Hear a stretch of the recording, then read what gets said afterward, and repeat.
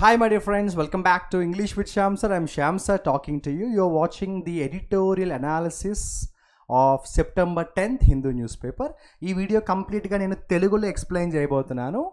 Editorial analysis videos ఎందుకు చూడాలి, అసలు మనం న్యూస్ పేపర్లో ఎడిటోరియల్ ఆర్టికల్స్ ఎందుకు చదవాలి? టూ రీజన్స్ ఉన్నాయి. Of course reason number 1 is obvious. Current issues మీద అవేర్నెస్ ఇంప్రూవ్ అవుతుంది, కరెంట్ అఫైర్స్ తెలుస్తుంది. రెండోది, ఇంగ్లీష్ లాంగ్వేజ్ ప్రొఫిషియన్సీకి చాలా హెల్ప్ అవుతుంది. ఎడిటోరియల్ ఆర్టికల్స్ చదవడం, అర్థం చేసుకోవడానికి ట్రై చేయడం, అది కూడా రెగ్యులర్గా వాటిని ప్రాక్టీస్ చేయడం వల్ల మన ఇంగ్లీష్ ప్రొఫిషియన్సీ అనేది చాలా బాగా ఇంప్రూవ్ అవుతుంది. సో మీరు మీ ఇంగ్లీష్ ప్రొఫిషియన్సీని ఇంప్రూవ్ చేసుకోవాలి అనుకుంటే గ్రామర్ క్లాసెస్ వింటే సరిపోదు, వొకాబులరీ నేర్చుకుంటే సరిపోదు, ఎడిటోరియల్ ఆర్టికల్స్ని చదవడం అనే ఒక హ్యాబిట్ స్టార్ట్ చేసుకోవాలి. Make sure that you read English news paper editorial articles everyday. నేను టైం ఉంటే ప్రతిరోజు మీకు ఎడిటోరియల్ వీడియో ఒకటి షేర్ చేస్తాను. ఒకవేళ టైం లేకపోతే ప్రతిరోజు కాకపోయినా కొంచెం నేను టైం దొరికినప్పుడు నేను మీకు ఎడిటోరియల్ ఆర్టికల్ అయితే మన యూట్యూబ్లో షేర్ చేయడానికి ట్రై చేస్తాను. లేట్ చేయకుండా క్లాస్లోకి వెళ్ళిపోదాం. ఎస్పెషల్లీ చెప్తున్నా, if you are a student preparing for competitive exams, editorial articles కంపల్సరీగా చదవండి. Right. September 10th Hindu newspaper first editorial article decisive step అనే పేరుతో వచ్చింది. సుత్తి లేకుండా సూటిగా పాయింట్కి వచ్చేస్తాను. ఈ ఆర్టికల్ దేనికి సంబంధించి అంటే, నేను మీకు ముందే చెప్పాను అనుకోండి, అప్పుడు నేను ఆర్టికల్ ఎక్స్ప్లెయిన్ చేసేటప్పుడు మీకు క్లారిటీ వస్తుంది. రీసెంట్గా బీహార్ ఎలక్షన్స్కు సంబంధించి ఎలక్షన్ కమిషన్ ఆఫ్ ఇండియాకి సుప్రీం కోర్ట్ ఆఫ్ ఇండియా మొట్టికాయలు వేసింది. ఈ ఆర్టికల్ దానికి సంబంధించి మళ్ళీ చెప్తున్నా. బీహార్ ఎలక్షన్స్కు సంబంధించి supreme court of India election commission of ఇండియాకి మొట్టికాయలు వేసింది. ఇది ఈ ఆర్టికల్లో ఉన్న మెయిన్ మ్యాటర్ ఏంటంటే ఇది. అసలు ఏం జరిగింది బీహార్ ఎలక్షన్స్లో, ఎలక్షన్ కమిషన్ ఆఫ్ ఇండియా ఏం తప్పు చేసింది, సుప్రీం కోర్ట్ ఆఫ్ ఇండియా ఎందుకు మొట్టికాయలు వేసింది, ఏ తప్పు చేసిందని సుప్రీం కోర్ట్ ఆఫ్ ఇండియా మొట్టికాయలు వేసింది, ప్రాబ్లం ఏంటి, సొల్యూషన్ ఏంటి, అవన్నీ ఆర్టికల్లో ఉన్నాయి. జాగ్రత్తగా ఫాలో అవ్వండి. నేను ప్రతి వర్డ్ ఎక్స్ప్లెయిన్ చేయను, but sentence to sentence explain చేస్తాను. ఎందుకంటే ఒక్కొక్క వర్డ్ ఎక్స్ప్లెయిన్ చేస్తూ కూర్చుంటే చాలా ఎక్కువ టైం పట్టేస్తుంది. నేను లెందీ వీడియో చేసినా చూసే టైం మీకు ఉండకపోవచ్చు, కాబట్టి బ్రీఫ్గా ప్రిసైజ్గా చెప్తాను. డెసిసివ్ స్టెప్, చాలా మంచి నిర్ణయం. Including Aadhaar as 12th document for voter verification is significant. Voter verification కోసం కొన్ని డాక్యుమెంట్స్ చెక్ చేస్తారు. ఆ డాక్యుమెంట్స్లో ఇప్పటిదాకా ఆధార్ అనేది లేదట. ఆధార్ని కూడా ఓటర్ వెరిఫికేషన్లో ఉండే డాక్యుమెంట్స్లో ఒక డాక్యుమెంట్స్గా, 12వ డాక్యుమెంట్గా ఆధార్ కార్డ్ని కూడా తీసుకోవడం అనేది ఒక మంచి పని. ఇది చాలా ఉపయోగకరం అంటున్నారు. మీకు ఇక్కడే 90% క్లారిటీ వచ్చింది ఆర్టికల్ దేని గురించో. Supreme court of India's decisive intervention ordering the election commission of India to include the Aadhaar card as one of the 12th valid documents for the SIR of Bihar's electoral rolls is vital course correction. Bihar ఎలక్షన్స్కు సంబంధించి రీసెంట్గా already మీ అందరికీ తెలుసు, special intensive revision అనే ఒక programme జరుగుతోంది. అందులో భాగంగా 12 డాక్యుమెంట్స్ ఏవైతే జనరల్గా ఓటర్ దగ్గర నుంచి కలెక్ట్ చేసుకుని చెక్ చేస్తారో, ఆ 12 డాక్యుమెంట్స్లో ఇప్పుడు ఆధార్ని కూడా చేర్చాలి అని సుప్రీం కోర్ట్ ఆఫ్ ఇండియా ఏదైతే ఎలక్షన్ కమిషన్ ఆఫ్ ఇండియాకి చెప్పిందో చాలా మంచి డెసిషన్. ఇంకొకసారి చెప్తాను. బీహార్ ఎలక్షన్స్కు సంబంధించి జరిగిన అవకతవకల విషయంలో స్పెషల్ ఇంటెన్సివ్ రివిజన్ జరుగుతోందని మనకి తెలుసు. అందులో భాగంగా ఇప్పటిదాకా ఏంటంటే ఓటర్ డాక్యుమెంట్స్ ఓన్లీ 11 డాక్యుమెంట్స్లో ఓటర్ డాక్యుమెంట్స్లో ఏంటంటే ఆధార్ లేదు, ఆధార్ని కూడా ఇంక్లూడ్ చేయండి అని supreme court of India election commission of ఇండియాకి సీరియస్ సజెషన్ అయితే ఇచ్చేసింది. ఇది చాలా మంచి డెసిషన్ అంటున్నారు. It is a resounding victory for the fundamental right to vote, reaffirming the principle that procedural rigidity must not disenfranchise lakhs of eligible citizens. Super sentence ఇది. Procedural rigidity must not disenfranchise lakhs of voters అంటే election ప్రక్రియలో భాగంగా vote వేసే ప్రాసెస్ని tough చేయడం మంచిదే. ఎందుకంటే rigging జరగకుండా, లేకపోతే అవకతవకలు జరగకుండా ప్రొసీజర్ని టఫ్గా పెట్టడం మంచి పద్ధతే. ఆ ప్రాసెస్లో భాగంగా ఓటు వేసే హక్కుని దూరం చేయడం మహాపాపం కదా, అది అగెయిన్స్ట్ ద లా కదా. అంటే నువ్వు ఎలక్షన్స్ బాగా జరగాలి అన్న ఉద్దేశంలో ప్రొసీజర్స్ చాలా స్ట్రింజెంట్గా పెట్టు, కానీ అందులో భాగంగా ఓటు వేసే హక్కు ఉన్నవాడికి ఓటు వేసే హక్కు లేకుండా చేయడం కరెక్ట్ కాదు కదా. ఇప్పుడు ఆధార్ కార్డ్ని కూడా ఇంక్లూడ్ చేయడం వల్ల ఈ ప్రాబ్లం సాల్వ్ అవుతుందని సుప్రీంకోర్టు చెప్పింది. ఇది చాలా అద్భుతమైన మంచి రిసౌండింగ్ విక్టరీ అన్నాడు. అంటే సుప్రీంకోర్టు తీసుకున్న డెసిషన్ సూపర్ అన్నాడు. Sorry, the ECI adopted questionable reasoning insisting that Aadhaar was merely proof of residency not citizenship was therefore inadmissible. ఇంతకాలం ఎలక్షన్ కమిషన్ ఆఫ్ ఇండియా ఏం చెప్పిందంటే ఆధార్ కార్డ్ జస్ట్ రెసిడెన్స్ ప్రూఫే తప్ప citizenship proof కాదు కాబట్టి మేము దాన్ని పక్కన పెట్టేశాం అని ఇంతకాలం ఏదైతే ఈసీఐ చెప్తూ వచ్చిందో ఇకపై ఆ ఆటలు సాగవు. ఆధార్ని కూడా ఓటింగ్ డాక్యుమెంట్స్లో ఒక డాక్యుమెంట్స్గా పెట్టాలి. The court rightly dismantled this argument by pointing out that the glaring inconsistency, if 9 of the 11 documents, for example passport, birth certificate, don't conclusively prove citizenship, why single out Aadhaar for exclusion?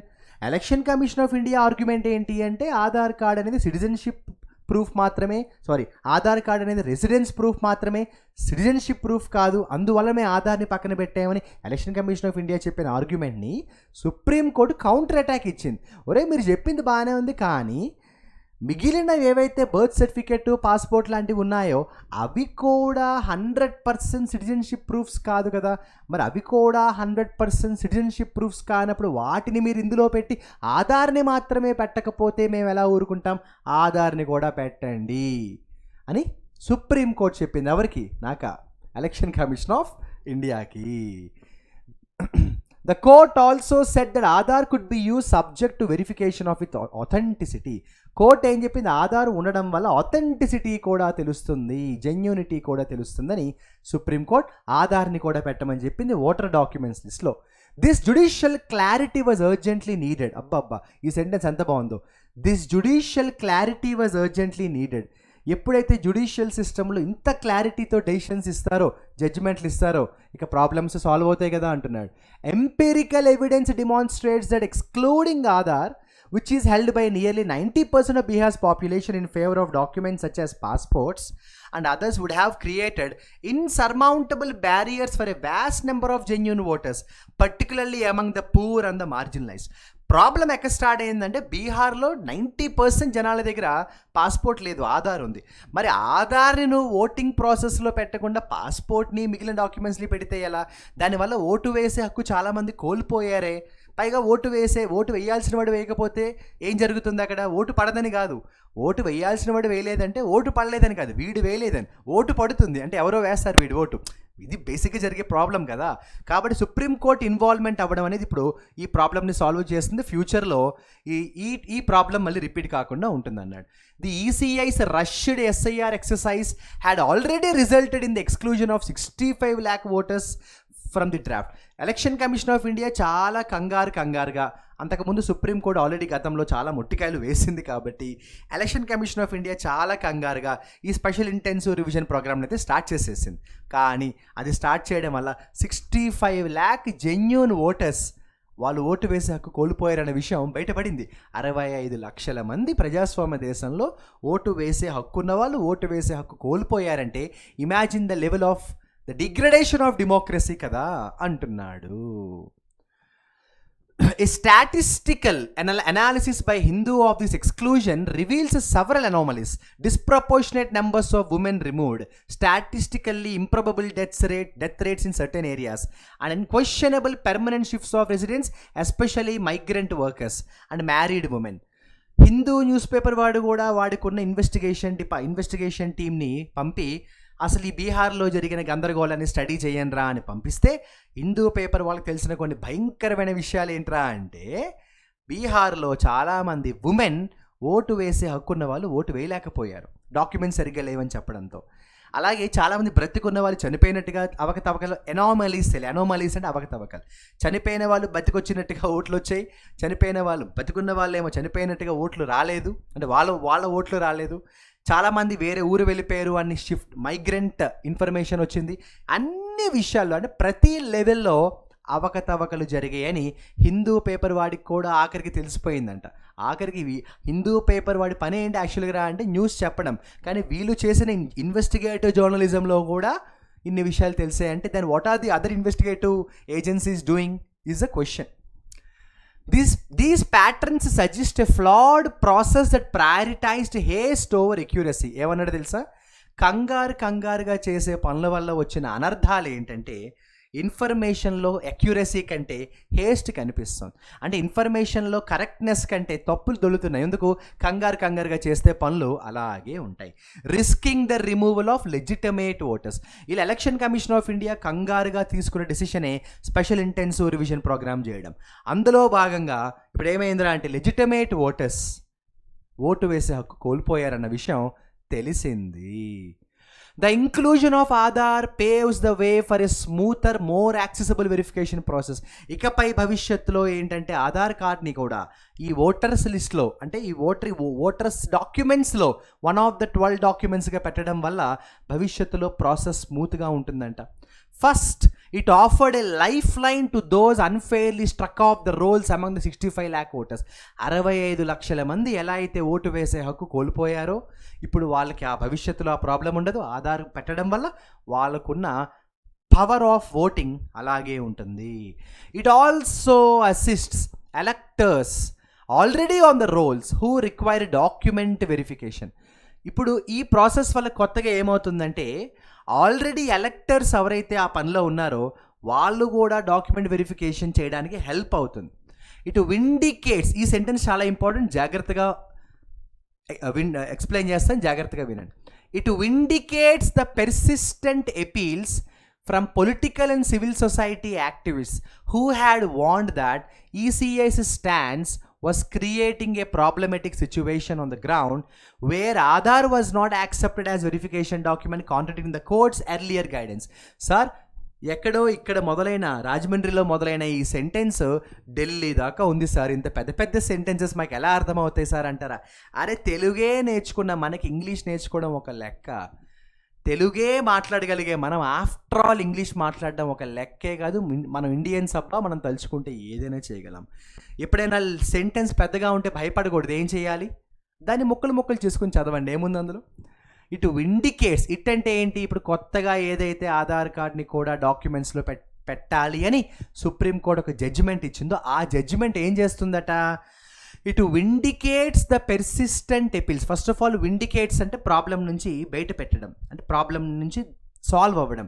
ఇటు vindicates the persistent appeals from political and civil society activist who had warned that the ECI's stands for was creating problematic situation. ఏమీ లేదు, వాడు ఇందాక చెప్పిన సెంటెన్స్ని మార్చి చెప్పాడు అంతే.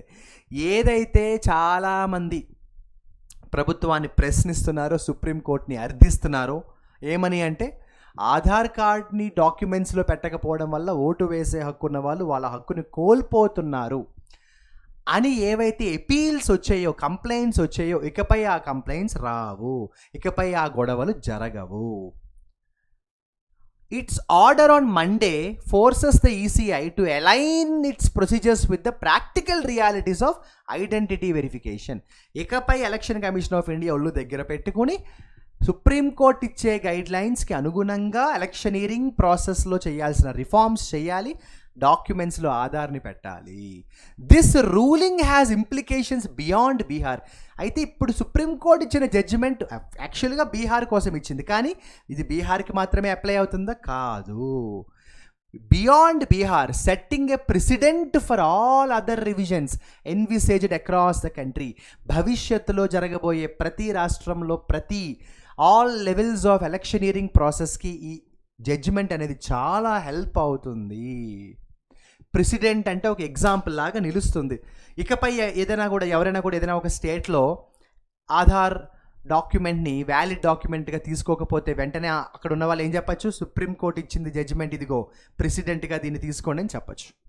For the election commission of India, the goal of electoral roll revision should be to ensure accuracy and inclusivity, not to rush the process through in a way that could affect citizens' right. ఇకపై election commission of India గుర్తుపెట్టుకోవాల్సిన విషయం ఏంటంటే, నువ్వు నీ పని బాధ్యతగా చెయ్యి, కంగారు పడకు. అసలు నీ పని ఏంటి? ఎలక్షన్ కమిషన్ ఆఫ్ ఇండియాగా ఓటు వేసే హక్కు ఉన్నవాడి హక్కుని నువ్వు కాపాడాలి. ఎలక్షనీరింగ్ ప్రాసెస్ని కరెక్ట్గా, యాక్యురేట్గా చెయ్యగలగాలి, నడిపించగలగాలి. ఇంక్లూజివిటీ ఉండాలి, అంటే ఎవరిని నేను ఎక్స్క్లూడ్ చేయకూడదు. అన్లెస్ అండ్ అంటిల్ లీగల్గా అతనికి ఓటు వేసే హక్కు లేదు అని ప్రూవ్ అయితే తప్ప నువ్వు ఓటు వేసే హక్కు లేదు, నువ్వు ఇంటికి వెళ్ళిపోవని ఎవరిని కూడా వెనక్కి పంపకూడదు. అలా నువ్వు వెనక్కి పంపేవు అంటే వాడి ఓటు నువ్వు ఎవరి చేతో వేయిస్తున్నావు, పరోక్షంగా యు ఆర్ ద కల్ప్రిట్.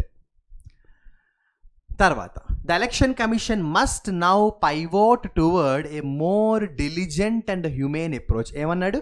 ఇకపై ఎలక్షన్ కమిషన్ ఆఫ్ ఇండియా అడుగులు వేయాలి. ఎలాంటి అడుగులు వేయాలి?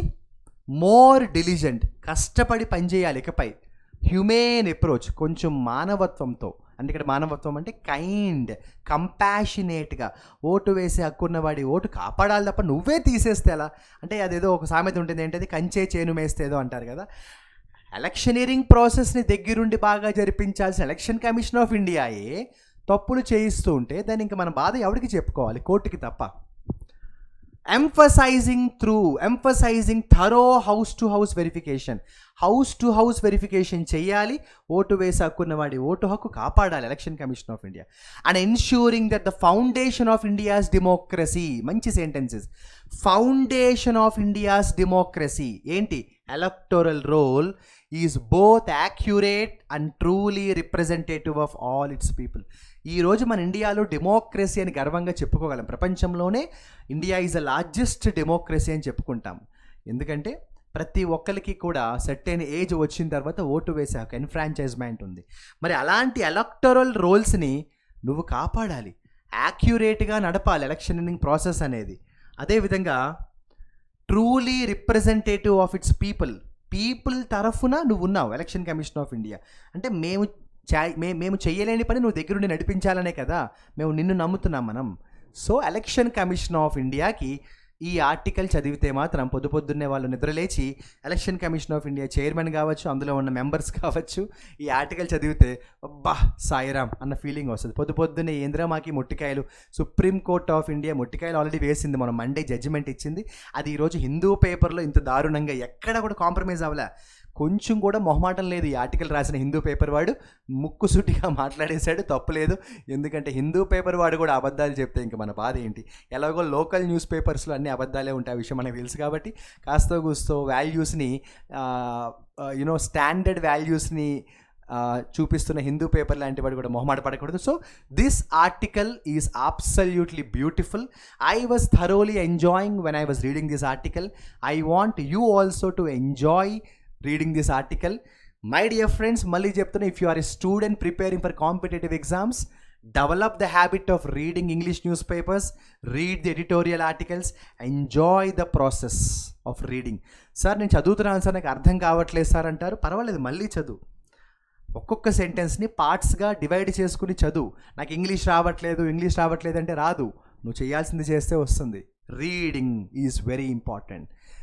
LSRW అంటాం కదా, listening, speaking, reading, writing. And reading English news paper articles is very important. ఓకేనా మై డియర్ ఫ్రెండ్స్, నేను మీకు ఎడిటోరియల్ అనాలిసిస్లో ఈరోజు సెప్టెంబర్ 10th సంబంధించి ఈ ఆర్టికల్ని చాలా ఈజీగా మ్యాక్సిమం నేను 10 minutesలో ఫినిష్ చేద్దాం అనుకున్నా, బట్ 17 minutes అయినట్టుంది. పర్వాలేదు, ఎందుకంటే చాలా పెద్ద ఆర్టికల్ ఇది, ఇంత తక్కువ టైంలో చెప్పడం కూడా అంత ఈజీ కాదు. నేను మీకు అర్థమయ్యేలాగా ఈజీగా ప్రతి సెంటెన్సెస్ని చెప్పాను. 3 విషయాలరా. బీహార్లో జరిగిన ఎలక్షన్ తదనంతరం అవకతవకలకు సంబంధించి సుప్రీంకోర్టు చాలా సీరియస్ అయింది. ఎలక్షన్ కమిషన్ ఆఫ్ ఇండియాకి గతంలోనే already special intensive revision exercise చేయమని చెప్పింది. అది చేస్తే దారుణమైన నిజాలు తెలిసాయి. ఏంటంటే ఎలక్షన్ కమిషన్ ఆఫ్ ఇండియా చేసినవి చాలా పెద్ద తప్పులు. 65 lakh ఓటర్స్ వాళ్ళ ఓటు వేసే హక్కుని పోగొట్టుకున్నారంటే ఇట్స్ నాట్ ఏ జోక్. వాళ్ళు ఓటు వేయలేదంటే వాళ్ళ ఓటు ఎవరో వేసారని అర్థం అక్కడ. ఓకేనా, అంటే ఎలక్షన్ కమిషన్ ఆఫ్ ఇండియా ఇండైరెక్ట్గా మరి తప్పు చేసినట్టే కదా. సో ఎలక్షన్ కమిషన్ ఆఫ్ ఇండియాకి సుప్రీంకోర్టు సీరియస్ వార్నింగ్ ఏమిచ్చింది? ఈ తప్పు జరగకుండా ఉండాలంటే వన్ ఆఫ్ ద సొల్యూషన్స్ ఇచ్చింది. ఒక్కటి సొల్యూషన్ కాదు, this is one of the solutions. ఏమనంటే ఆధార్ని కూడా 12 డాక్యుమెంట్స్లో, ఓటింగ్ డాక్యుమెంట్స్లో పెట్టమని చెప్పింది. దానివల్ల ఇకపై ఏమవుతుందంటే మనకి ఈ అవకతవకలు జరిగే ఛాన్సెస్ కొంచెం తక్కువ ఉంటాయి. సుప్రీంకోర్టు ఇచ్చిన ఈ జడ్జిమెంట్ బీహార్కే పరిమితం అవ్వదు, అన్ని స్టేట్స్కి కూడా ఇది అప్లై అవుతుంది. కాబట్టి this judgement is going to be a very important precedent in the coming elections all over the country. My dear friends, I hope everybody understood this editorial article. మీరు ఈ వీడియో చూడడం కంప్లీట్ అయితే మీరు ఈ video చూడడం complete అయిన వెంటనే ఒకసారి హిందూ పేపర్ తీసుకుని మీరు ఈ ఆర్టికల్ని కూడా చదవండి.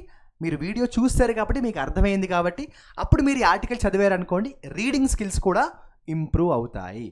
మొన్న ఎవరో చెప్పారు, నాకు మెసేజ్ పెట్టారు, సార్ ఎడిటోరియల్ ఆర్టికల్స్ డైలీ చేయండి సార్ అన్నారు. నేను మ్యాక్సిమం డైలీ చేయలేకపోవచ్చు, ఎందుకంటే బిజీగా ఉండడం వల్ల నాకు అంత టైం ఉండదు. బట్ టైం దొరికినప్పుడల్లా నేను మీకోసం ఇలాంటి ఒక ఎడిటోరియల్ ఆర్టికల్ అయితే ఎక్స్ప్లెయిన్ చేయడానికి నేను మీకు ట్రై చేస్తాను. But I cannot promise you that I will do it everyday, but I will try to do it as much as possible. ఓకేనా?